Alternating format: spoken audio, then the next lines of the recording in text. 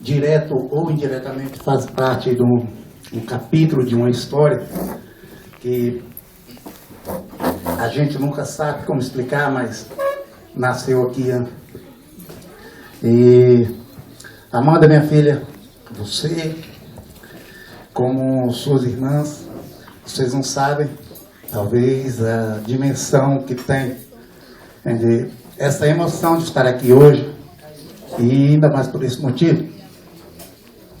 Quando eu sempre pedi a vocês para que pensasse e valorizasse o que é a história da vida da gente, visando que ninguém vem ao mundo por acaso. E se seu pai saiu do Brasil nas condições que saiu para enfrentar uma vida aqui como muitos aqui, e sua mãe nasceu em Moçambique, quer dizer, como explicar?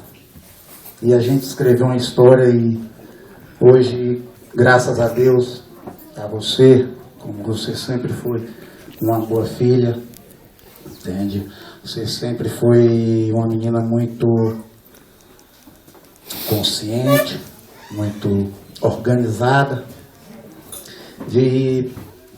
Vale a pena lembrar, quando eu me separei, a Amanda, na inocência dela, ela sempre achava que eu tinha que ter um par. E às vezes eu entrava no ônibus com ela e ela imediatamente perguntava: você não quer casar com meu pai? Eu ficava assim, meu Deus, minha filha. E ela se aceitava no colo da pessoa e tudo, entende? E eu falava, gente, minha filha, você nem perguntou se eu não ser casado e tudo. Era a primeira coisa. Então, hoje eu vejo isso acontecendo com você, assim, a primeira filha está se casando. Eu acho que você já tinha mesmo a sua história, né? E está acontecendo, minha filha, tudo como você realmente você merece, entendendo? Você, com certeza, vocês serão felizes, vocês estão centrados, entendendo? Vocês estão focados.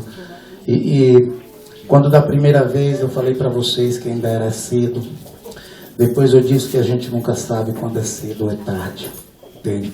O importante é que vocês continuem focados, entendendo? E saber que o que é essa coisa na vida conjugal não é só pensar e esperar no glamour do casamento, entende? Mas sim na responsabilidade que isso traz. Quando você vê aqui essa quantidade de pessoas que estão aqui hoje, entendeu? É para você ver o ciclo que duas pessoas apenas representam. Todo mundo não está aqui por um acaso. Todas essas pessoas estão aqui por um motivo. Por respeito, por consideração, por carinho, entendeu? Que vocês conquistaram. Entende? Que vocês sigam conquistando. Amizade. Entendendo? As pessoas. Entendeu? Valorizando a si e ao próximo. Entende? Estou muito feliz por vocês. Que sejam felizes. Obrigado. Estudante.